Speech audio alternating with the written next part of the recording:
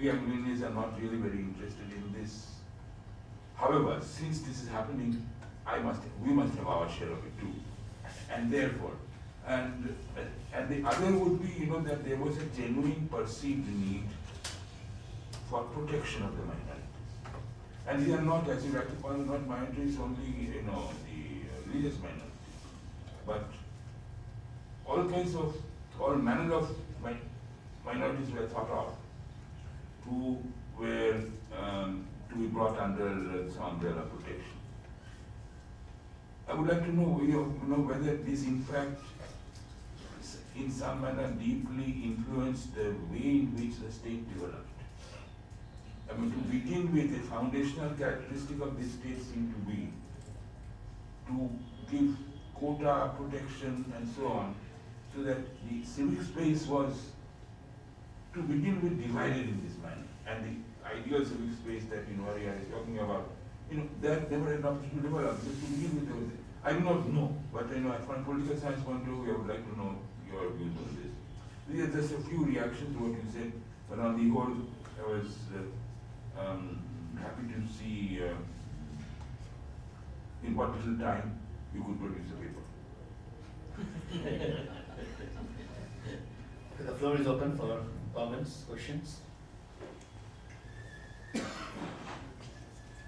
Anyone? Please. Well, I'm used to asking him questions in my student days, and this is a great opportunity, to ask him. Seldom could I satisfy. And my question is linked to what he was actually hinting upon, that is this contradiction between promotion, quote-unquote, promotion of regional culture on the one hand, and at the same time taking a macroeconomic liberalization policy which portray kind of a homogenized, consumer-oriented culture. So this contradiction, I would like his comment on that. Thank you, sir. Please. Yes, sir. I'm not from the academic sphere. I have spent that makes you more competent. I spent most of my life in the government of India, and now I'm a judge here.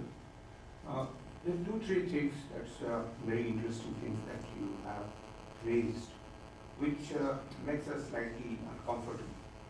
Like when you said about the high and low culture. Now, how you define high and low culture? It's a very, very difficult type of thing.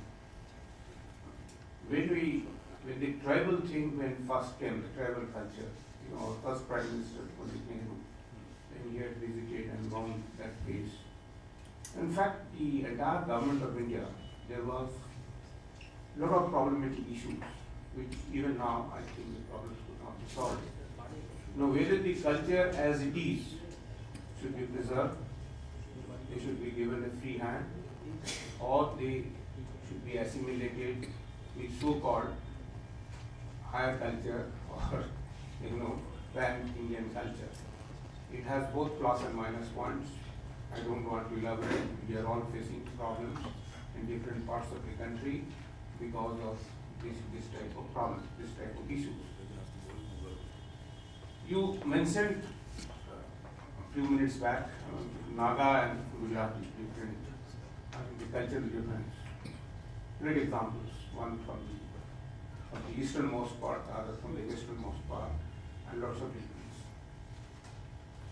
Now, here, our feeling is that somehow the culture and technicity have been slightly overlapping. There is ethnic difference, there is geographical difference, there is cultural difference. Now, which becomes dominant in which sphere, and what is the role of these sectors or these particular peculiarities in determining the difference between the two sets of people are also becoming very important. You mentioned different institutions that have been set up by the government of India over a long period of time to bringing about the culture, and if I heard you correctly, you mentioned that they are developing regional culture.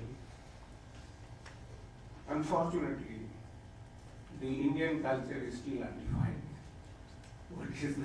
what is the homogeneous culture of the India as a whole. Did you serve the Minister of Culture? I had some interactions with them. I was in the Ministry of the Committee of Secretary. So whenever you take up something, you take a dance for example, like many of the organizations are producing that. You take a good book, you want to give some reward. It all represents a culture of a region, culture of an age, culture of an ethnic group, culture of a particular society. The idea what the government of India was and still has been that by helping all groups of people, putting them in an interactive mode, bringing them together, allowing them to see what is happening in different parts, they slowly and steadily the pan-Indian culture, the bonding will be there. That is the purpose. One can have different opinions whether it is. So it that has is a attained the mixture success. of caste rigidity. Yes, it has attained the success or it has not attained the success. One can have debates and one can give various score marks for that. But that is the basic flow. Nobody can say that look, you do this thing and this should be all right. Immediately there will be 70% of the people who will say that why you are doing this thing, why you are sponsoring this thing. It will be impossible. Instead of bringing any cultural unity, it will be a total chaos in the system. And that is a real problem.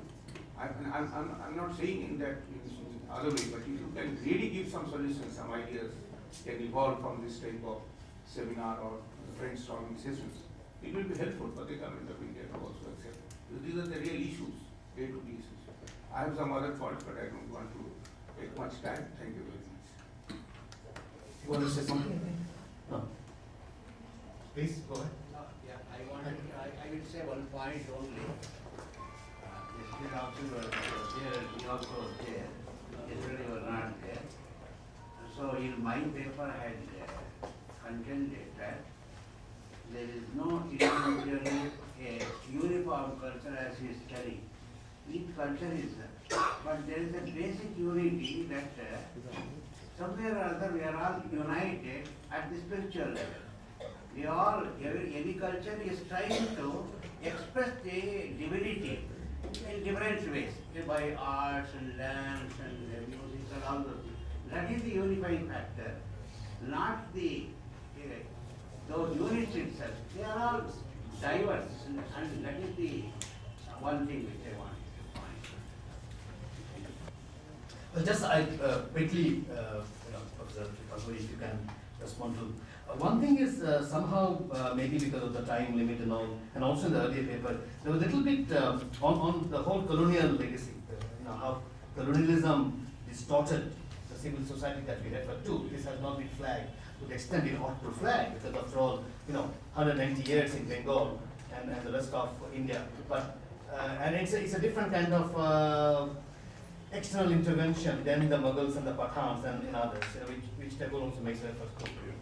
So, and how that distorted the civil society, the very concept of Puro Samaj that Rabindranath talks about. So that I thought, whether you can bring that into. The second, I'm not really, this very, what we call flagging this, that the Gujaratis are different from Nagas culturally. That is very difficult to take literally, because that would be in the context of appearance, not in the context of essence. Because I mean lived culture. in the lived culture. But even if you take, okay, let's take lived culture, okay. Look at the food habits. Yes, the food habits are different, but the food as a concept to the Nagas. That is universal. That's what I'm saying. So one has to be very careful of whether you are taking whether in the sense and appearance, whether you're taking something, I think, something that you're mentioning in the context of its spirituality. So even, let's take for dress, for example. As a general concept of dress and a particular concept of dress, two are different. I don't want to bring that the philosophical discourse, but I was trying to say, if you take that difference, then I don't think you can land up with Nagas and Gujaratis, because each of us sitting down here would have totally different kind of dress and different kind of makeup that we have. Then how do you define that? So I think it will land up in a greater problem, trying to say the Gujaratis and the Mizos are different. Anyway, I'm just flagging it, but we can continue. Please. Go ahead. I live with some destiny. And that destiny implies, well, no wishy-washy thing. That destiny implies that some concrete aspirations of the people. If other meanings were attached by Prime Minister Nehru, I would simply lose that out. That cannot be any of our consideration. Some concrete expectations of the people, that these expectations will be fulfilled in due course as a result of the achievement of freedom. Fine. Now, India being a mosaic of cultures, and it is really very difficult to establish or achieve or try to achieve any amount of unity out of it. That certainly could not have been in the list of aspirations of the people. No. What they certainly were looking for, and the government in those days was also perhaps hoping to achieve, that some sort of stability should be first ensured, and then there should be enough opportunity for all these different communities, both the majority and the minority, to look at each other with a certain amount of rationality, some cool-headed appreciation of each other. Right? So that would lead to a different scenario. I wonder if that scenario has been realized so far. And I would put the entire blame, that's why my paper is titled the political practice. The political practice should have been different, given that aspiration, given that opportunity by way of the exit of the colonial powers, given the opportunity coming from our tradition. I am not ruling out the tradition. So all these things were there, but not much use was made of this practice. The other point I will say was about not colonial legacy, but the Gujarati, yes. I knew that it was coming. Because I deliberately chose those 2 points, the 2 extreme points, east and west. Because I wouldn't raise the matter of the Kashmiris. That would even more complicate the situation. I talked about the difference between these 2 groups,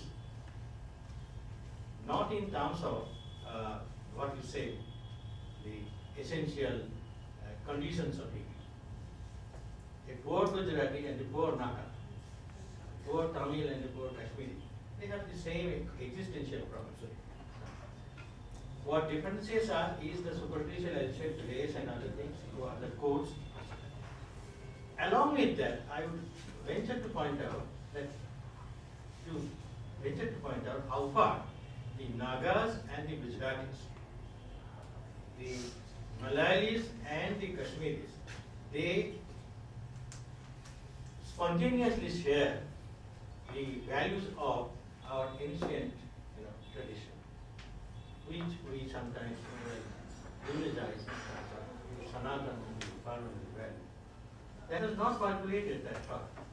And I do appreciate that advice coming from Krishna, given to Arjuna when he was feeling very, very dejected because of not a fault of his, but because of a state compulsion which made him enter the tent of Yudhishthira when he was in seclusion with the shared wife. But he had to commit that, sort of indiscretion, we call it, indiscretion, and he had to pay for it. A long period of punishment, and he felt dejected. And what did Krishna tell? Krishna told him, Arjuna, this is your golden opportunity. You have been so long tied to Hastinapur and Indraprastha. This gives you a golden opportunity to roam about the whole of India, the Atavis, the outlying regions. You have not known them, you don't know them. Let them know you, that you are going to be the Pandavas, are going to be the representative of the coming Dharmarajya. But they don't know about you. How could they, take parting or share your attitude and concerns? So that gives you, this differentiation, I naturally have to be able to. And then I come to the very important point raised by my competent student. Coming after him was a pleasure. He referred to, what is that? Oh yes, regional culture and globalization and the market-oriented thing. The government is deliberately promoting the latter culture which has been imported from abroad, consistent with the compulsions of the liberalization policy. But it does not really come into clash with the policy of regional culture promotion on the part of the government.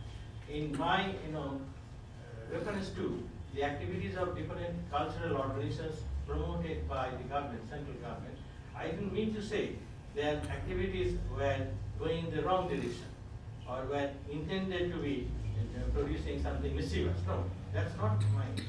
My point is that these are good gestures, good initiatives, but the way the policies are being formulated, the way the policies are being implemented in using these very healthy structures, infrastructure of culture, exchange, the very policies are all flawed, narrowly constituted. And if they do not satisfy, you see, there have been so many organizations operating all these years, they could not produce something like a commonality. I am talking about commonality not in the sense of dominance. May I just speak about here? Yeah. Since I have certain knowledge about this, when these policies are formulated, the government of India consults almost all stakeholders coming from the various fields.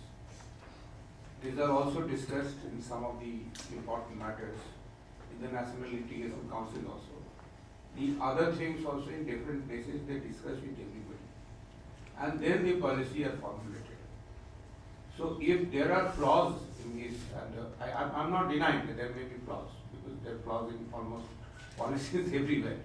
But these policies, how it can be rectified, those suggestions, and how this can be done and why this is creating problem, this can be improved upon.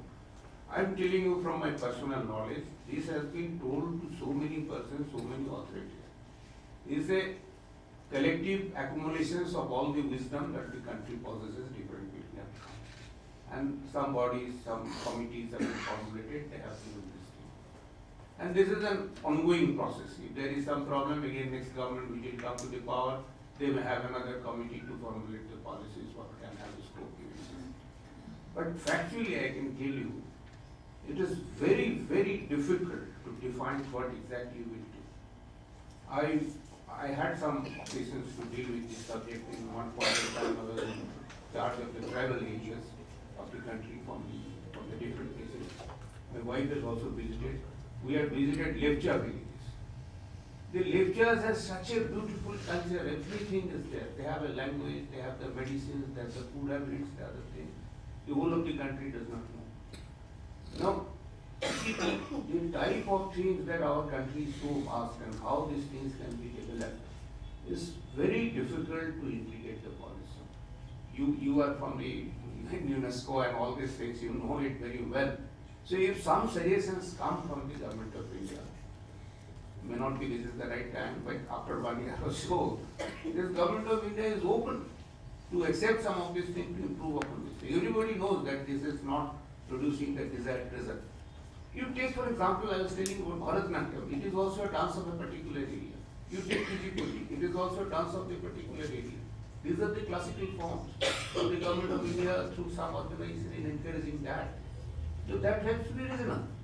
All India level, what help the pan-Indian cultural bonding, if some people can come to this type of a complete idea, the government of India mostly open to accept those proposals. Sir, I am not questioning the honest intention of the government in this matter. In fact, I wanted that these bodies will operate the way they should. But my only problem was with the presence of a section of politicians or politically designated, politically nominated, politically chosen members in all these bodies. This has become a practice with almost all governments these days, that they cannot proceed to work without the presence and help of some of their political heat and king. Had they not been there, just culture persons and other persons who are definitely involved in promotion of cultures, that would have been a different matter. See, policy is being colored and conditioned by the way these chosen representatives sometimes will want to This discuss. is the universal problem of And that's why you face the difficulty. Just 1 second, on a humorous way, I just put one particular thing which may, just the slightly discussions. Mrs. Indira Gandhi, at one point of time, she was asked by an economist that, Madam, this economy is bad, so many things and other things. Madam looked at him and said that yes, politicians, he was telling the politicians are responsible to this thing. And yes, politicians are certainly bad, they have done a lot of wrong things. But I can tell you, the economists are no great help. Because who has formed the economic policy of the country? It is the economists. So similarly, what you are saying, maybe they are colored This is a people. convenient way of passing the buck. But they are the colored people. This is a convenient way of passing the buck. So Mrs. Gandhi was an expert in that. Professor Chakraborty, thank you very much. Just one. Sorry. You want Sir, what's the Okay, idea? yes. That's very vital one. This is concerned with some of the concerns, genuine concerns expressed in the Constituent Assembly debates, where a large number of liberally oriented members were concerned to protect and preserve The diversities. Professor Bhattacharya raised the question, live question, whether this had to do anything with the later policy outlook of the government, whereby it prescribed reservations in different sectors of the society and the economy. I do not think that there could be any fundamental or rational link between the concerns of the constitution makers and this kind of policy reservation. Even if the constitution did prescribe some reservation in a very limited sphere or for a very limited period of time, the fact that this reservation is being perpetuated and also being ramified on this or that excuse, that only means that the politicians are really playing a target. Thank you very much, Professor Chatterjee. Thank you all. The tea is getting cold, so we'll come back in 10 minutes. Thank you very much.